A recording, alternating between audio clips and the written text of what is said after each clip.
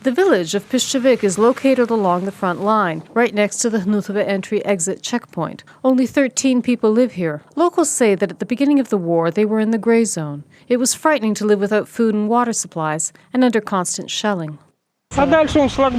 Here's a barrier, and further, there is the last frontier where there are Ukrainian soldiers. Nowadays, Pishchavik is reliably protected in territory controlled by Ukraine. Alexander is a local resident. He isn't even considering leaving the village. This is where his native land, his property, and good neighbors are. That's what he calls the border guards. It is the military which come to help during the shelling. They are also willing to help locals solve domestic problems. There is no drinking water in the village, and Mariupol is about 30 kilometers away. There's a tank with drinking water at the checkpoint, so we go there to take water. Since the beginning of the war, all the water disappeared.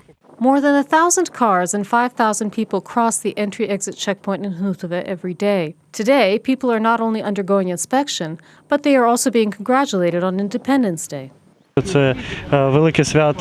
This is a big national holiday. Border guards are also citizens of Ukraine, so of course we congratulate them. The military says the number of provocations by Russian hybrid forces is increasing during the holidays. Alexander and his dog Sheikh Amir conduct a thorough inspection of vehicles. It is very hot, and it is very difficult for him to work because he has a thick coat. If there are incidents of narcotics or psychotropic substances being transported, he always discovers it. People who cross the front line undergo inspections with understanding. Lyudmila lives in territory that is not controlled by Ukraine. Her children and grandchildren live in Mariupol. Today, she is going to them for a holiday. Actually, I'm Ukrainian. I'm not going to change my Ukrainian passport. The military built shelters in order to have a place to hide from shellings. This entry-exit checkpoint was repeatedly fired at by occupiers. As the border guards say, militants shot at them with aimed fire.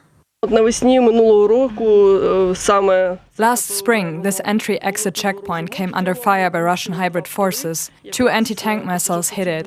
It was morning, there were a lot of people. There were a lot of vehicles with civilians, and literally in a matter of seconds, border guards evacuated people right after anti-tank guided missiles struck. And then there was a second shot, and thank God that no one was wounded. The number of shellings has decreased slightly in Hnutova. Nevertheless, the Ukrainian military is on alert around the clock. Reported by Nadia Sukhorukova for UATV.